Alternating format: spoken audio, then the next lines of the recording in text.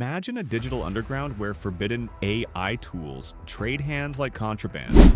Voice cloners that can impersonate anyone. Image generators that recreate private moments. Automated fraud bots that siphon millions. And autonomous agents sold with zero oversight. These tools aren't curiosities. They're products. Cheap, effective, and being used right now by criminals, grifters, and shadow operators. And the worst part? Most people have no idea this market even exists. Tonight, we're going inside the AA black market, the hidden economy of models, datasets, and shortcuts that corporations and regulators never meant to see the light of day. What's being sold? Who's buying? And how dangerous is it? Let's find out. The public picture of AI is neat and polished. Helpful assistance, neat demos, and responsibly rolled out features from tech giants. But behind that veneer lies a darker reality. As AI capabilities have gone mainstream, demand for powerful tools has exploded. Not everyone wants to use them the right way. Entrepreneurs sell ethically, others sell without conscience. Where demand exists, supply follows. And it doesn't always come from licensed research labs. It comes from hackers, gray market devs, and niche communities that thrive on bypassing the rules. These groups trade pre-trained models, leaked datasets, exploit scripts, and turnkey automation, often for a fraction of the cost of legitimate options. In this video, we're exposing the 5 major product categories on the AI black market, the people behind them, the real-world harms, and what you can do to protect yourself. 1. Pre-trained clone models. Your identity recreated. The first big item is voice and face cloning models. Pre-trained systems that replicate a person's voice, face, or mannerisms with frightening accuracy. How they're sold. Vendors package a model with a simple UI. Upload a few minutes of audio or a handful of photos and the model spits out convincing audio or video. No advanced skills required. Why this is dangerous? Deepfake voices can authorize bank transfers. Fake video calls can blackmail executives. Actors' faces are being used to generate explicit content. These models remove friction for impersonation. And that friction used to be the last line of defense. Who buys them? Scammers, stalkers, revenge pirates, and even political actors looking for cheap influence operations. 2. Exploit kits, automated cybercrime for hire. Next on the market, automated exploit kits powered by AI. These kits combine scanning, vulnerability exploitation, and payload delivery, all orchestrated by AI controllers. How they work. An attacker feeds a target domain list. The kit probes, identifies weak points, crafts exploit payloads, and launches attacks, often faster than human teams can respond. Why this is dangerous? This democratizes sophisticated cyber attacks. Small-time criminals can now deploy campaign-level operations that used to require skilled red teams. Ransomware as a service meets AI automation. Real-world cost: data breaches, encrypted systems, and national-level infrastructure attacks. The price of entry is shockingly low. 3. Synthetic data and leaked datasets. Training without consent. Third is the trade in proprietary datasets and synthetic data engines. These are sold as training fuel for new models. Scraped user data, private emails, paywalled articles, and government records, sometimes stitched together and sanitized with AI. How it's used. Bad actors buy data sets to train models that can predict sensitive behavior, bypass paywalls, or write believable phishing emails tailored to victims. Why this is dangerous? It erodes privacy at scale. People's private communications and personal data feed into models that facilitate identity theft, surveillance, and targeted manipulation. Legal gray area. Sellers often claim publicly available or anonymized, but re-identification and misuse are rampant. 4. Autonomous agents for fraud and manipulation.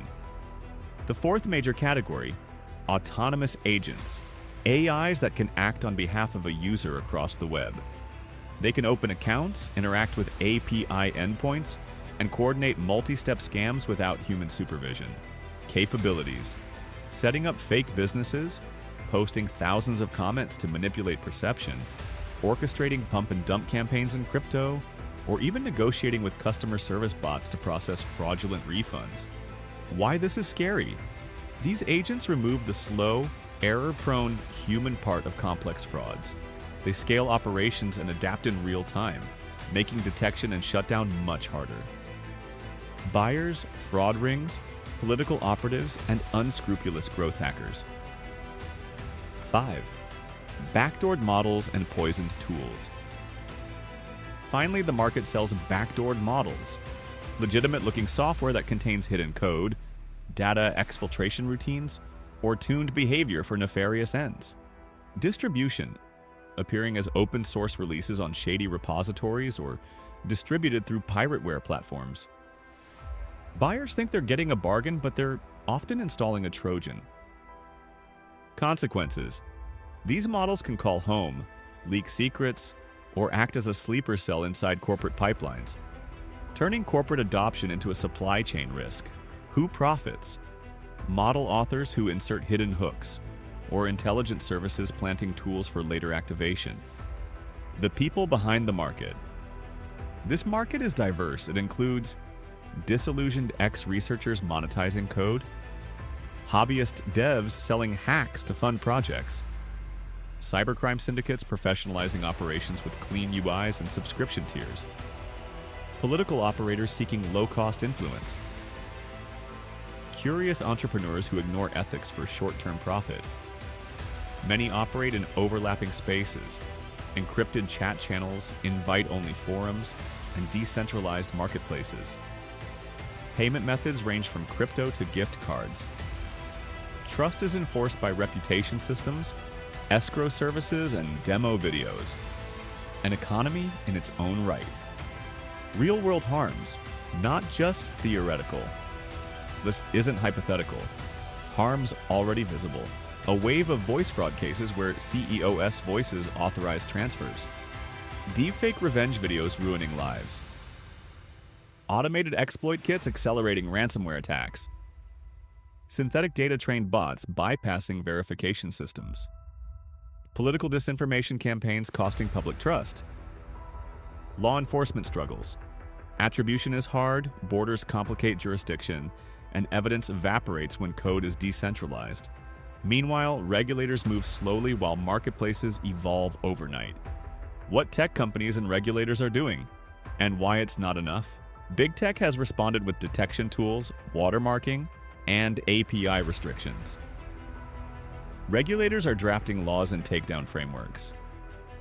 But there's friction. Watermarking is imperfect. Encryption protects markets from takedown, and open-source philosophy resists heavy-handed controls. The result? A cat-and-mouse game where each clampdown spawns a new workaround. What you can do: protect yourself and your business. If you want practical steps, verify requests. Use out-of-band confirmation for financial or sensitive requests. Voice or video alone is not proof. Push to multi-factor. Insist on hardware-backed MFA and transaction thresholds. Harden supply chains. Vet third-party models and run integrity scans on any external code. Monitor for abuse. Watch for credential stuffing, account creation spikes, and unusual API calls. Educate teams. Train staff on deepfake social engineering and the latest AI-enabled scams. Support policy. Back clear legal frameworks for model provenance, data rights, and marketplace accountability. We're all living through a rapid power shift. Tools that once required labs now fit in a browser. That democratization has huge benefits, but it also lowers the cost of harm. The AI black market is no longer a fringe concern. It's a thriving parallel economy, selling tools that can impersonate, exploit, manipulate, and destabilize.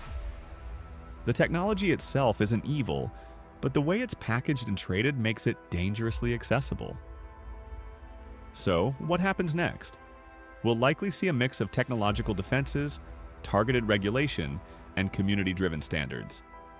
But for now, the best defense is awareness and action. If you found this video eye-opening, hit like, subscribe, and turn on notifications. In our next episode, we'll look at how law enforcement is trying to track down AI tools and the surprising failures and successes they've had.